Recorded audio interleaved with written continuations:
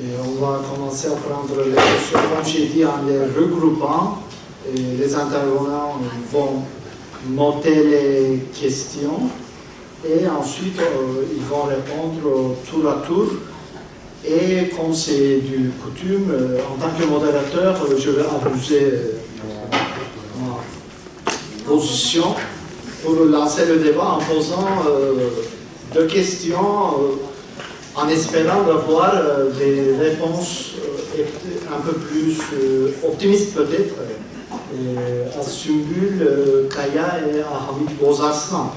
Donc pour Sümbül Kaya, en vous écoutant, j'ai pensé à la fondation de la nouvelle armée ottomane après 1827, où l'islam a été non pas institutionnalisé, mais complètement instrumentalisé pour fonder, pour donner une certaine cohésion sociale et idéologique à l'armée. Ce n'a pas islamisé l'armée ottomane.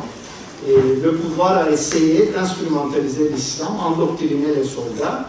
Donc, est-ce qu'on peut penser, dans le cas d'aujourd'hui, c'est encore dans une armée qui est en train d'être déstructurée par le départ forcé de beaucoup de cadres, est-ce que c'est une façon d'instrumentaliser l'islam, d'utiliser certains symboles, et est-ce qu'on peut avoir donc une vision peut-être plus optimiste pour les années à venir du point de vue de la société turque? Et pour Hamid Bozarslan, en vous écoutant, je me suis demandé si vous parliez de l'Union et progrès et de la veille de la Première Guerre mondiale, avec des six déterminants surtout. Peut-être que la culte de la personnalité autour de Raïs, ça manquait, quoique une récente biographie sur Talat Pacha prétend, et même avec des arguments convaincants, que Talat Pacha avait vraiment centralisé le pouvoir en 1915. Donc Talat Pacha, c'était un des jeunes Turcs les plus importants unionistes et qui est, entre autres, l'architecte du génocide des Arméniens, l'architecte presque unique. Donc, il a tout décidé, appliqué, mis en place, et qui a centralisé le pouvoir dans ses mains à partir de 1915, contrairement à ce qu'on croyait souvent, une centralisation de la part d'Enver Pacha. Et donc, pour Hamid Bozarslan, ma question, il y a beaucoup de similarités dans les six déterminants, la volonté d'agir, par exemple, le dernier, la non-stabilisation du régime, l'impossibilité de stabilisation du régime, la nationalité, la situation économique, le bloc hégémonique, etc. Mais il me semble qu'il y a des choses qui manquent aussi dans le contexte, j'espère. Donc voilà, je voudrais lancer ce débat avec ces deux questions. Merci Osgur pour ta question. Alors, merci beaucoup pour cette question. Effectivement, l'instrumentalisation de la religion n'est pas quelque chose de nouveau. Hein. On voit ce processus depuis les années 80 où la religion est instrumentalisée. Mais par rapport à cette institutionnalisation, il y a quand même une étape supérieure qui est franchie, notamment par le recrutement, par exemple, du personnel militaire. S'ils sont recrutés et qui gravissent les échelons, on peut penser que les sous-officiers vont devenir officiers, etc. Et donc c'est quand même quelque chose de durable et de concret. Plutôt que simplement d'instrumentaliser. Après, au niveau de toutes ces nouvelles pratiques, au niveau des rituels militaires, ça c'est quelque chose qui peut, notamment en cas d'alternance politique, évoluer dans un autre sens. Donc peut-être que ça a des effets moins durables, mais voilà, cette institutionnalisation, elle va bien sûr de pair avec une certaine forme d'instrumentalisation de la religion, mais ça ne veut pas dire effectivement que, que les objectifs vont être atteints. Et on ne sait pas quels seront les effets. D'ailleurs, on voit bien que même Rushan Çakır le disait, mais l'électorat de l'AKP se détourne, selon lui, un petit peu de la religion aussi. Donc ça doit aussi avoir un contre-effet, mais tout en ayant un peu des profils qui vont être formés avec cette idéologie et qui vont rester dans l'institution des années à venir. Oui, donc très brièvement, je pense qu'il y a des similitudes et en même temps des différences aussi importantes et heureusement importantes. Donc des similitudes. Bon, effectivement, les deux régimes se composent de cartels. Donc effectivement, il y a une cartélisation du système. Quand vous regardez l'Union des Progrès, il est très très clair que c'est une coalition armée à deux doigts de s'entretuer. Quand vous regardez l'évolution de la Turquie, on parle beaucoup aujourd'hui de l'homme unique. Derrière l'homme unique, il y a malgré tout cette cartélisation de l'État, cette paramilitarisation. Ce mépris pour ce qui est institution et la loi, aussi injuste soit-elle, le principe de l'Union des Progrès, du comité de l'Union des Progrès, était pour les turcophones, Yok kanun, yap kanun. Il n'y a pas de loi, fais une loi. Donc, et quand on voit effectivement la facilité avec laquelle les lois ont été modifiées sur les deux régimes à une vitesse incroyable, on est impressionnant. La facilité avec laquelle l'ancien régime a été liquidé. Je veux dire, en 6 ou 7 mois, une bonne partie de l'ancien régime autrement a été liquidé. Et là, à partir de 2008-2009, quand on voit comment l'ancien système post-kémaliste, qui n'arrivait plus du tout à produire du sens, et qui n'arrivait plus à justifier ni la guerre kurde, ni d'autres choses, a été démantelé, c'est impressionnant. Une autre ressemblance, l'une des clés du génocide des Arméniens se trouve dans le fait, et je crois que là, c'était très très bien que vous insistiez sur ça, était dans le fait que le discours de l'État par rapport au comité par rapport aux Arméniens était le suivant. Nous vous reconnaissons, vous existez, nous reconnaissons même vos partis politiques, vous avez des droits, nous reconnaissons que nous avions commis des injustices à votre égard, mais maintenant que cette reconnaissance a lieu, il faudrait que vous vous mettiez au service de la nation turque. Alors que les Arméniens étaient dans le projet de la refondation de l'Empire sur des bases égalitaires. Un siècle après, on n'est pas dans un contexte de génocide, mais le discours de l'AKP par rapport aux Kurdes, c'était exactement la même chose. Nous vous reconnaissons, vous avez des droits, nous reconnaissons vos partis politiques, nous reconnaissons que Dersim, par exemple, était un crime contre l'humanité, mais maintenant que cette reconnaissance ait lieu, il faudrait que vous vous mettiez au service de la nation turque et sunnite. Et je pense que c'est parce que le mouvement kurde a refusé cela, voulait devenir le sujet de son propre histoire, voulait effectivement penser la Turquie sur des bases égalitaires, que cette politique répressive a eu. Là aussi, vraiment, c'est une ressemblance absolument parallèle. Les différences, elles sont absolument majeures. La première différence, c'est qu'avant 1914, l'Europe, l'idéologie officielle de l'Europe était le darwinisme social. La guerre entre les espèces. Les sociétés étaient considérées comme des espèces. La société a été considérée comme des entités biologiques, organiques. On estimait que la physique française n'avait absolument rien à voir avec la physique allemande. Que le droit était, que la guerre était le principe fondateur, légitime, pas légal, mais légitime, de résolution des conflits entre les nations. Donc, aujourd'hui, il est clair que l'Europe n'est plus du tout dans cette perspective. Il n'y a pas de projet de prendre la revanche de 1870 du côté français. Il n'y a pas une volonté de créer effectivement un empire colonial par la force en esclavagisant une partie de la France du côté de l'Allemagne. Donc, on n'est pas du tout dans ce contexte-là. Le darwinisme social aujourd'hui, y compris pour les régimes ultra-autoritaires de l'Europe de l'Est, ne fait pas sens. Combien de temps, je n'en sais rien, mais pour le moment, on est très très loin de là. Et Nora, je suis vraiment reconnaissant d'avoir un système sur ce travail de mémoire qui a été fait. L'Europe, d'après la guerre, Deuxième Guerre mondiale, s'est fondée sur les ruines de l'Europe d'avant. Mais idéologiquement, symboliquement. Voilà.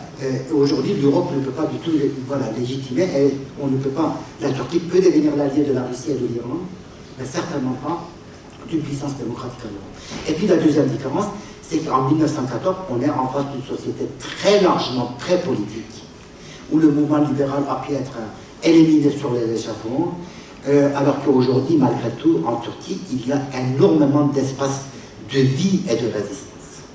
La vie elle-même, elle est devenue une résistance.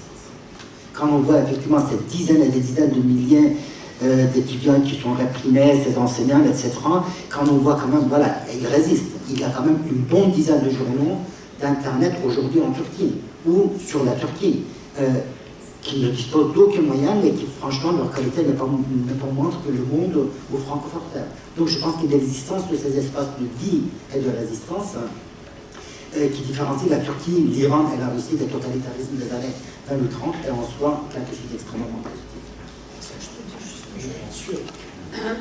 Parmi les lieux de résistance, parmi ces journaux sur Internet, je vous cite un nouveau arrivant, c'est notre site.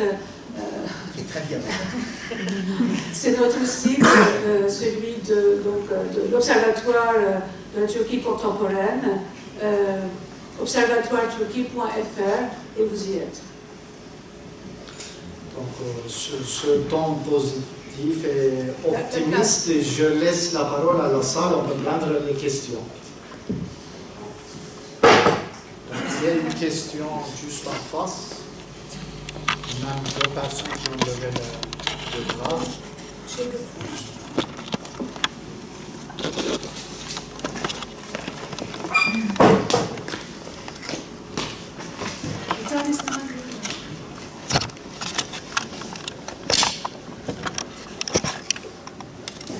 Bonjour à tous et merci beaucoup pour vos présentations respectives. Une question, du moins deux questions pour M. Le Bourgeois. Dans votre fondation sur les régimes que vous qualifiez d'anti-démocratie, j'ai une question, est-ce que l'analyse géopolitique de ces régimes, donc russes, iraniens, turcs, ou même si on va plus loin des régimes comme la Chine, ne souffre pas d'un biais historiographique qu'on pourrait qualifier de fukuyamiste, à penser que tout régime a pour objectif la transformation vers la démocratie libérale? Et ma deuxième question, elle est basée sur l'ouvrage de Zeki Sarıgil, sur l'évolution du mouvement kurde et de son alliance avec l'islam dans son discours. Et qu'est-ce que vous pensez justement de ces arguments? D'autres questions? Vous regroupez les questions? Voilà, il y a quelqu'un juste à côté.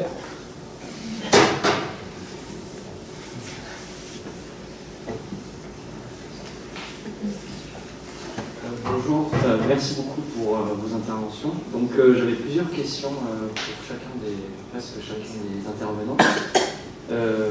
Pour Philippe Kayak, j'avais une question. Est-ce que le limogeage massif après les purges du... Un peu plus fort, oui. Oui, pardon. Est-ce que le limogeage massif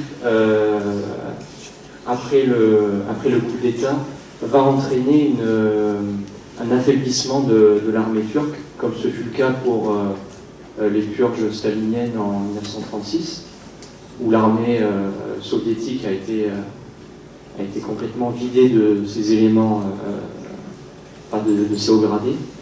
Ça, c'est la première question. Après, la deuxième question, c'était quels sont les avantages de la Turquie à baser à implanter des bases militaires au nord de l'Irak pour combattre le PKK? Est-ce que vraiment c'est dans une logique de lutte contre ces éléments-là, où il y a d'autres raisons qui sont plus du contrôle du territoire, un affaiblissement du Kurdistan irakien, ou éviter tout regroupement entre le Kurdistan syrien et le Kurdistan irakien? Et après, j'avais une dernière question, c'était quelle est la vision d'Erdogan sur le prochain centenaire du traité de Lausanne en 2023. Merci beaucoup. D'autres questions? Voilà. Bonjour, une question pour Monsieur Bozarslan. Quel est le rôle des migrations turques, de la diaspora turque européenne, dans le projet nationaliste du XXIe siècle?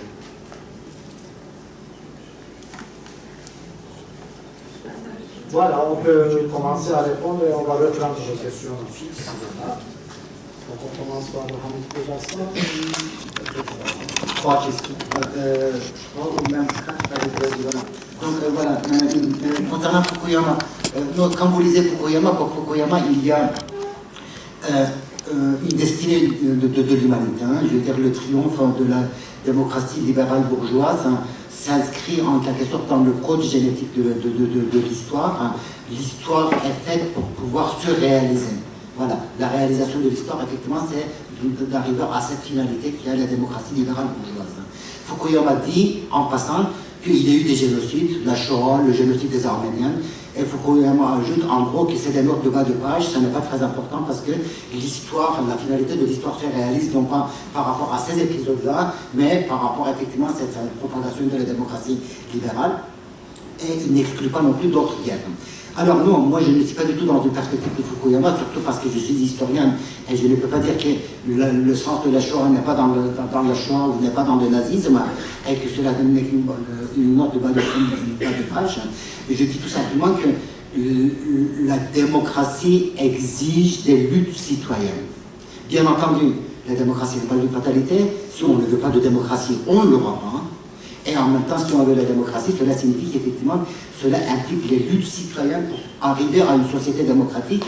Ça veut dire une société qui soit à la fois consensuelle pour déterminer son identité politique, ses frontières, etc., et dissensuelle pour pouvoir permettre aux conflits de s'exprimer et se renouveler en permanence. Donc voilà, je ne pense pas du tout qu'on peut, voilà, on peut avoir une lecture lefortien, Claude Lefort, de la citoyenneté et de la démocratie, qui peut être très différente de celle de Fukuyama.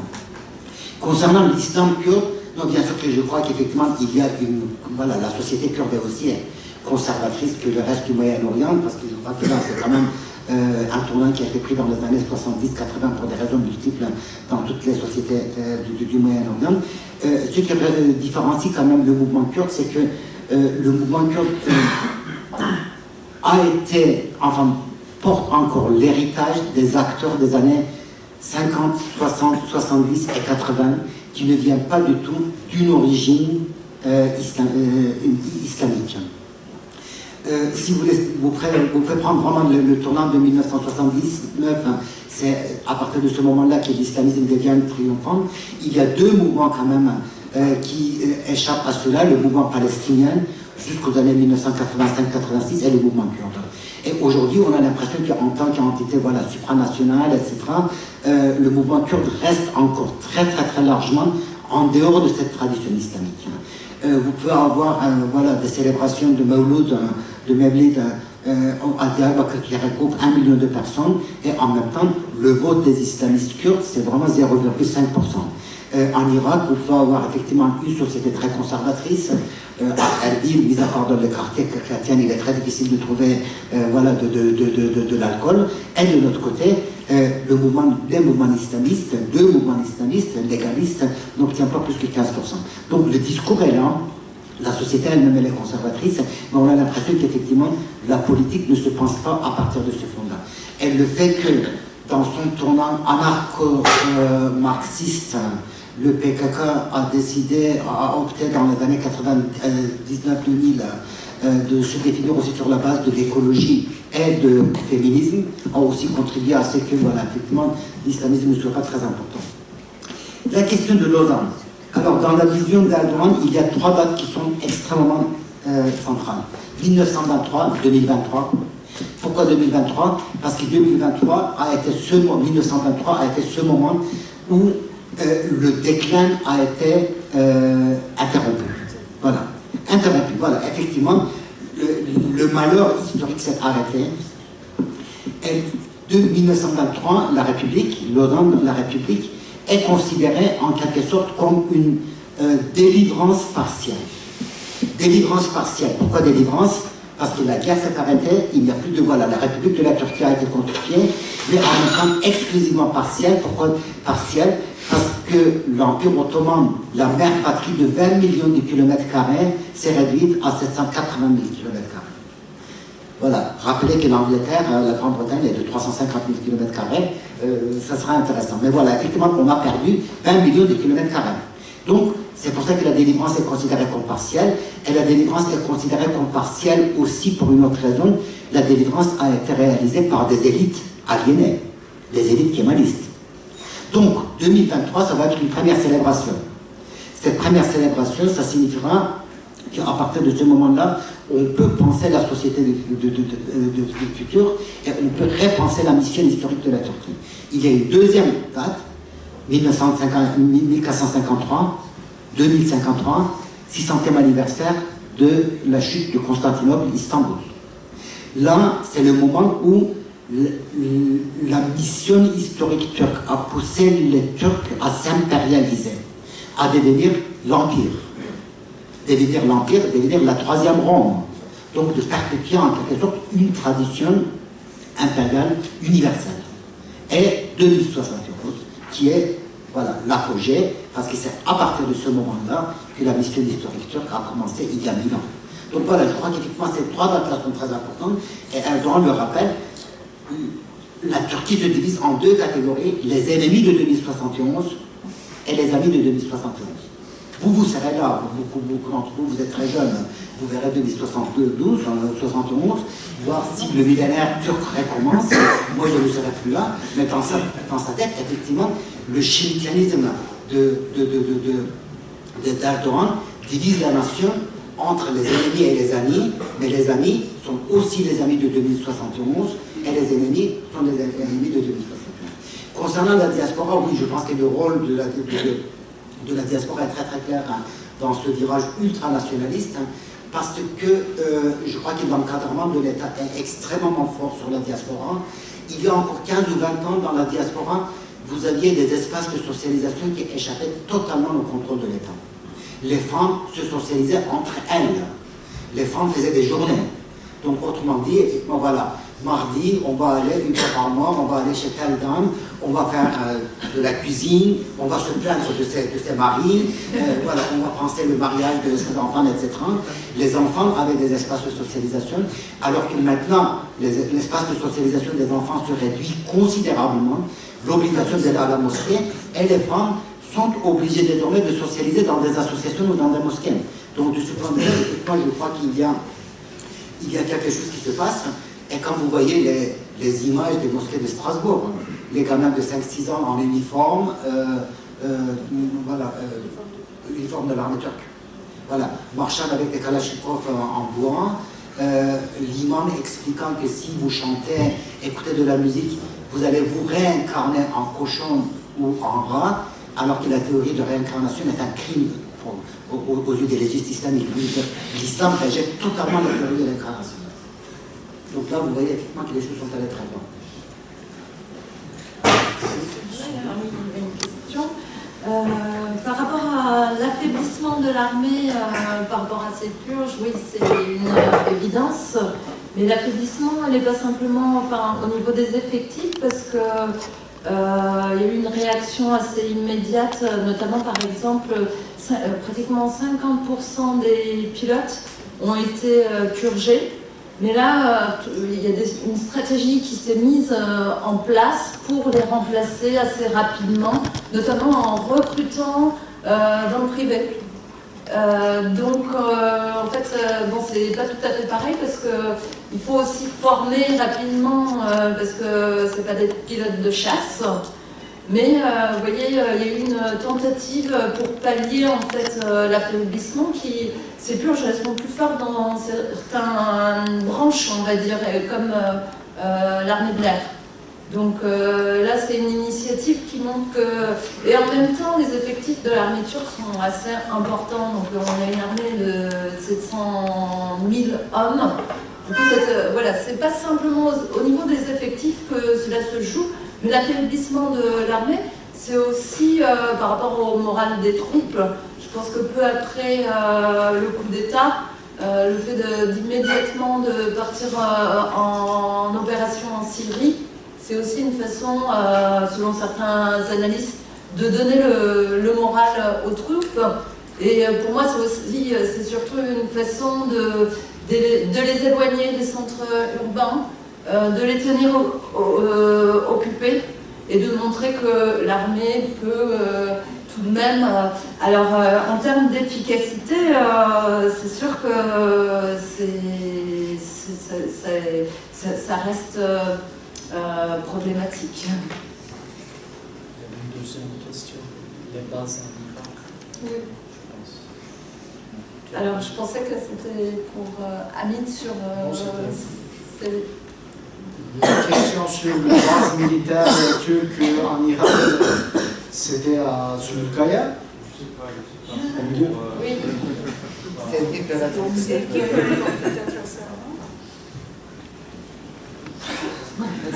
Je n'étais pas prête à ça. Oui, non, effectivement, bon, peut-être deux mots malgré tout. Non, effectivement, ces bases-là ont été négociées dans les années 90. Dans les années 90, vous avez à la fois une guerre civile intra-kurde en Irak, et de l'autre côté, vous avez une politique de chantage qui mène Ankara, qui contrôle en grande partie la frontière. Hein. Donc voilà, en quelque sorte, il y a une sorte de contrebande qui est organisée. La frontière est extrêmement fluide, et dans ces conditions-là, Ankara obtient effectivement le droit d'avoir quelques bases. Ces bases-là n'étaient pas censées nécessairement d'être utilisées contre le PKK, et aujourd'hui d'ailleurs, elles ne sont pas nécessairement utilisées contre le PKK, parce que quand vous connaissez le terrain est absolument diabolique. Hein. Donc, c'est pas parce que vous avez un ou deux points militaires que vous arriverez à contrôler Kandil, sans compter que Kandil, en grande partie, est de toute façon vide, les gens sont mobiles, etc. Mais symboliquement, pour la Turquie, c'est très important d'avoir un pied militaire, militairement un pied au Kurdistan d'Irak, et de temps en temps de lancer des campagnes en interne. Kandil a été de nouveau détruit, on a éliminé effectivement la tête du PKK, etc. Quand vous voyez la fréquence de ces nouvelles, c'est très inquiétant, c'est très intéressant. Mais depuis maintenant 15 ans, si ces informations étaient vraies, on aurait pensé que le PKK aurait été éradiqué totalement au moins 40 fois. Et chaque fois ça marche, jusqu'au moment où ça ne marchera plus, parce que dans les années 90, il y avait aussi ces discours maintenus par les pouvoirs prêts à quitter, qui se sont essoufflés à un moment donné. Merci. Est-ce qu'il y a d'autres questions? J'ai vu ici d'autres.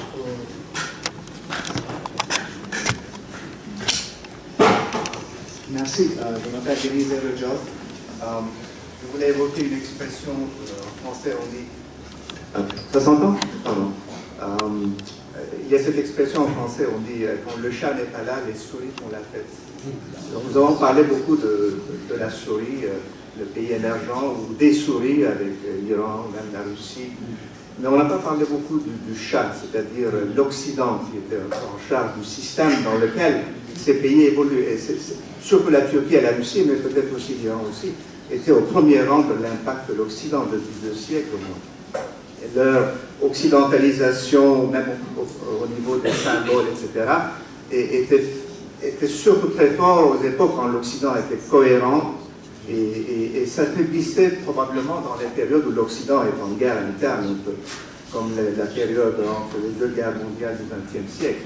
La Turquie est de nouveau associée avec l'Occident très fortement après la Seconde Guerre mondiale, et même après les événements des années 70, quand il y a un dernier sursaut de l'Occident avec Reagan, Thatcher, etc. Si on regarde l'impact de l'Europe, même Mitterrand ou autre est complètement aligné sur des questions régaliennes. Alors aujourd'hui, quand on regarde l'état dans lequel le chat se trouve, l'Occident, c'est assez triste quand même.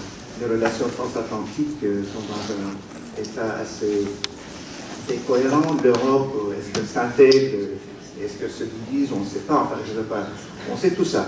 Alors, nous essayons de voir où la Turquie sera dans 5 ans, mais peut-être qu'il faut aussi réfléchir un peu où sera l'Occident dans 5 ans, avec Trump 10, l'Europe sans Bretagne, etc. Et je me demande, c'est une question très vague, et je ne sais pas à qui je m'adresse, mais les dynamiques internes de ces pays-là, même s'il y a des forts éléments démocratiques, comme vous avez souligné à l'intérieur de la Turquie, ils sont quand même dans une situation assez difficile. Le contexte international ne pourrait pas être pire.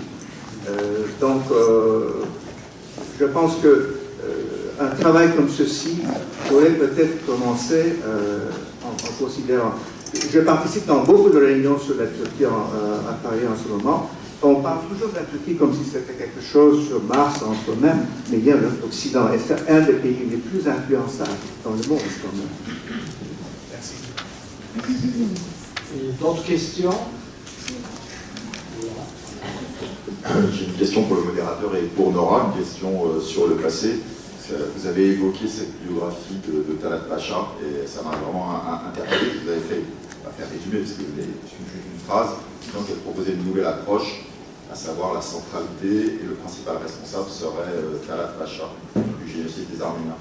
Et je voudrais savoir s'il n'y a pas un risque, sans avoir lu le livre évidemment, avec ce genre d'approche historique, à disculper la société turque ou les élites dirigeantes turques. Si on prend l'exemple de la Shoah, on sait parfaitement que réduire la Shoah à Hitler, à la centralité élitaire, ne permet pas du tout de comprendre les modes décisionnaires. On sait que c'est une radicalisation cumulative des différents organes. Donc tout simplement, est-ce que ce livre, si vous l'avez lu, n'engendre-t-il pas un risque de... Non, le livre confirme ce qu'il vous dit. C'est-à-dire que le livre montre comment une nouvelle génération revancharde a été formée, a été socialisée, comment dès l'époque de l'exil de Contre-Union et Progrès, le nationalisme social darwiniste s'est propagé, comment effectivement Talat Pacha a pu jouer à la fois le rôle de celui qui dirige, enfin celui qui montre un modèle par ses capacités organisationnelles à une génération, surplombe cette génération, mais en fait partie. Il y a une sociologie des élites dans ce livre-là, et le livre est beaucoup plus nuancé. Voilà. Mais disons qu'effectivement l'organisateur principal, le Himmler turc, plutôt que Hitler turc, serait Talat Pacha. Jean, je peux contribuer à ça. C'est le livre de Hans-Lukas Kieser, en fait, sur Talat Pacha, et en fait, il fait une rediscussion sur les conventions, les approches conventionnelles de l'histoire de l'Empire ottoman, qui parle tout le temps d'un triumvirat, où il ne discute pas les relations entre les personnages Cemal, Talat et Ömer. Et sinon, comme souligne Hamid Bozarslan, c'est beaucoup plus nuancé. C'est plutôt pour discuter comment le pouvoir était partagé, si c'était vraiment un truc triumvirat ou c'était plutôt la décision de Talat. Vous voyez, ça a ce côté aussi. Et une question pour Nora. Vous avez la question pour Nora. C'est la même. C'est la même. Je crois qu'en effet, les deux réponses, d'une certaine façon, ne répondent pas à la question que pose, je crois, Bruno, c'est-à-dire la participation de la population. Là, on reste dans les acteurs qui ont opéré le décisionnel dans la discussion dont toi tu parles. Toi aussi. Je crois qu'il n'y a pas, justement, les travaux sur les massacres sont restés... Les reconnaissances, partons des reconnaissances. Ceux qui ont reconnu les massacres arméniens, ceux qui ont reconnu le caractère génocidaire des massacres arméniens, ceux qui ont demandé pardon de ces massacres, etc., c'est une chose, mais il n'y a pas de travaux, pour l'instant, à ma connaissance, suffisamment complexes sur la participation de la société civile, si on peut appeler ça comme ça, à cette époque-là. Hein, on sait que les Kurdes ont été le bras armé à un moment de l'armée ottomane, mais on ne sait pas, je veux dire, il y a peu de choses, il y a peut-être des romans, mais un travail scientifique, enfin un travail d'archives, etc., n'a pas été fait. Ce genre, c'est pour ça qu'on avait organisé avec toi, avec Osman Kavala, le mémorial de la Shoah, l'Institut français, l'Université Paris 8, un cycle de conférences sur les procédures, les politiques mémorielles en France, pour donner un aperçu de ce que peut être une prise de conscience de ce genre de processus, ce genre de prise de conscience. Parce que, en effet, s'excuser, reconnaître le caractère génocidaire, etc., c'est indispensable, mais il reste tout un travail à faire qu'on a escamoté d'une certaine façon pour l'instant en Turquie. Je veux rebondir sur ce point parce que c'est essentiel, je trouve. Vous avez utilisé le mot société turque, déculpabiliser la société turque. Et il n'y a pas une société turque. Ce n'est pas imaginé, il n'y a pas ce concept, il n'y a pas à l'époque, il n'y a toujours pas. Et les élites ottomanes dirigeantes ottoman, ils pensaient l'État. L'État était l'incarnation de l'organisation sociale et politique de la communauté qui n'existait pas. Donc, culpabiliser la société turque, de toute façon, c'est pas possible. Et pour les régimes mémoriels, de manière plus générale, c'est pour cela qu'on parle toujours de l'excuse de l'État, de reconnaissance par l'État, etc. Si on réfléchit en termes de la responsabilité de l'État, le livre fait sens et va jouer un rôle en civilisant la responsabilité. Donc ça va nous sauver de cette histoire, ce topos historiographique, de dire que les militaires ils avaient un rôle très important dans l'Empire ottoman et ensuite, etc. Un rôle qui a été vrai à partir du coup d'État de 1960 jusqu'à récemment. Mais avant, il n'y avait aucun rôle de l'armée et des militaires personnellement, oui, etc. Donc sur ce point, c'est très important, mais il faut réfléchir en termes d'État parce que les intellectuels de l'époque, les ancêtres des Turcs d'aujourd'hui, ils ne réfléchissaient pas sur la communauté commandée. Il y a des exceptions, mais c'est des exceptions. Ils pensent sur la réforme de l'État. C'est pour cela que l'organisation de la société, c'est l'État, c'est déjà là. Donc la responsabilité, la déresponsabilisation de la société par une telle approche, ça n'existe pas vraiment parce que la question ne se pose pas, malheureusement. Ce n'est pas, je ne suis pas d'accord. C'est pas parce que l'État fait la société que la société n'existe pas. Il y a des gens, il y a une organisation, il y a des structures, il y a des générations et des façons de se reproduire de ces générations. Oui. Mais, non, je dois dire, par exemple, les Grecs, le peuple grec dans l'imaginaire des intellectuels, ça existait avant que l'État grec existe. Ensuite, ils ont construit la société grecque dans 2 siècles. Ça. Dans le cas turc, ce n'est pas les Albanais, ça existait dans la tête des intellectuels nationalistes albanais à la fin du 19e siècle. Ils n'imaginaient pas les Turcs, les autres. Donc, c'était pas vraiment ça la question. La question, c'est qu'il n'y a pas de génocide ou bien de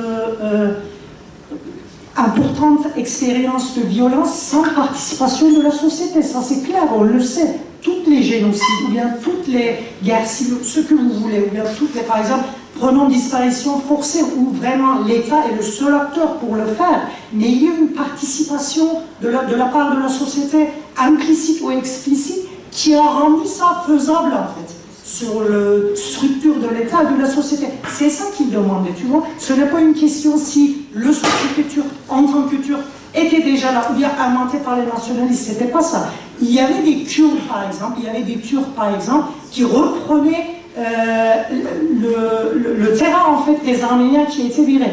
Je connais les travaux de Janet Klein, c'est ce qui m'est arrivé dans ma tête, qui travaille sur les relations intracommunautaires dans l'est de la Turquie, entre les Kurdes, les Arméniens, et qui essaie de voir les génocides avec ces questions de territoire, tu vois. Mais c'était pas si la nation turque était imaginée ou pas, il demandait la participation des couches sociétales, plutôt. Sur les individus, il y a beaucoup de travaux, donc dans plein de régions, on sait qui a...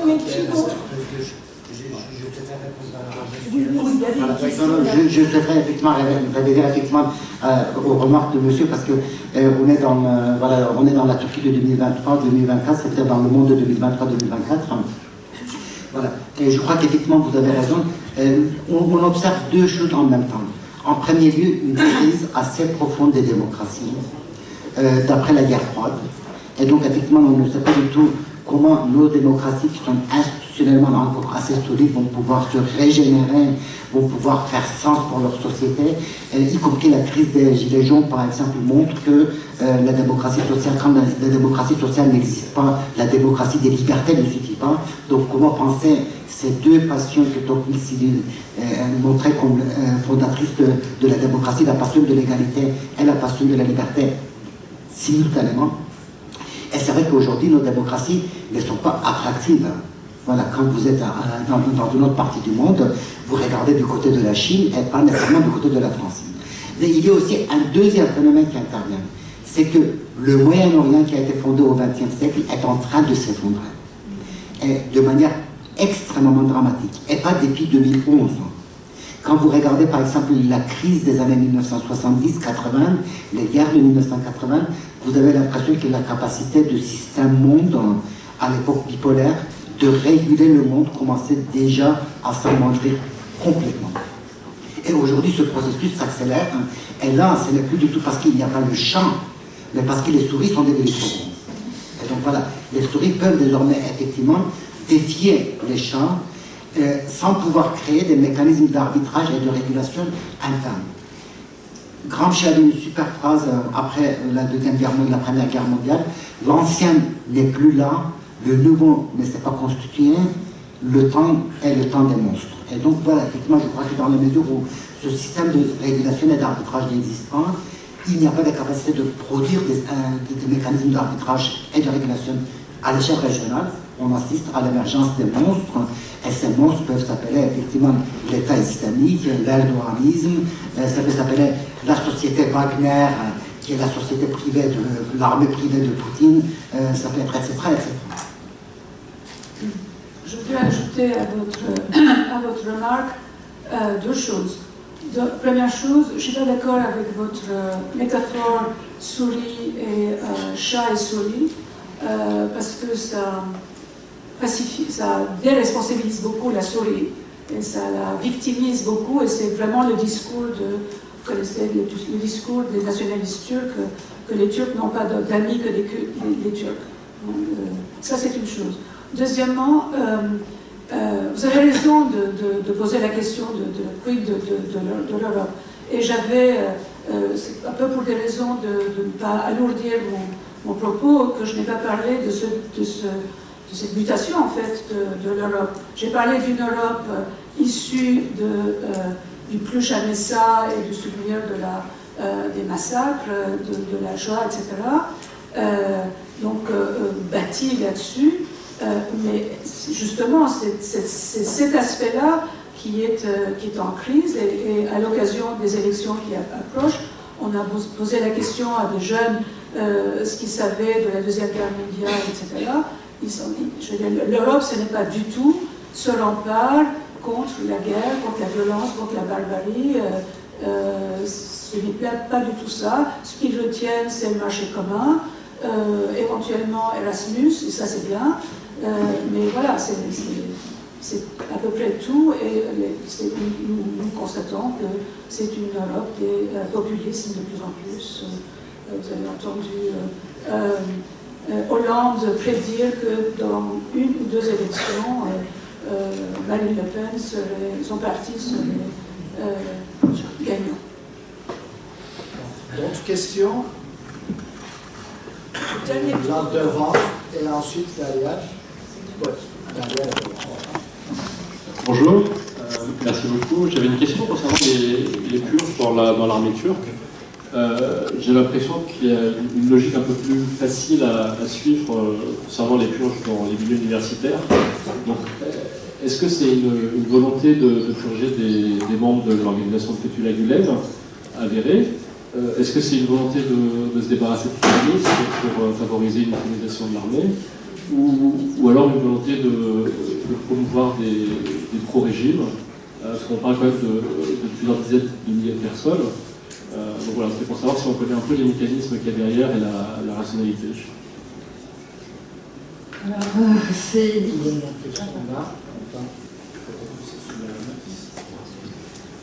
Bonjour et merci.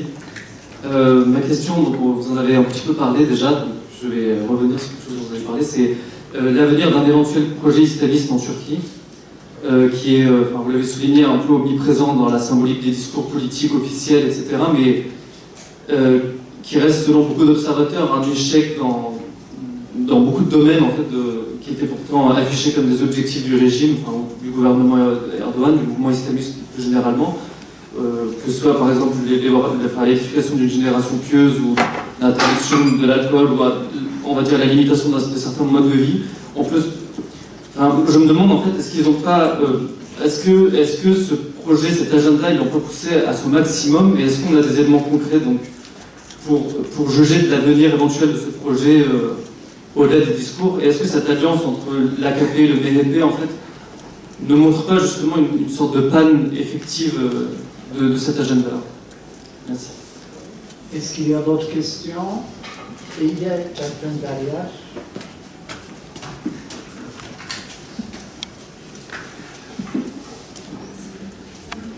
Moi, je voudrais revenir sur les bases turques dans le nord irakien. Donc ma question elle est double. Est-ce que selon vous, on ne pourrait pas aussi voir les opérations qui se passent en ce moment, donc avec les manifestations des populations locales contre ces opérations, contre un moyen d'empêcher le PKK de retirer ses troupes qu'il a pu former au Rojava, pour ensuite les redistribuer plus tard, et aussi quel est le lien du PDK justement dans ces opérations et ces stratégies?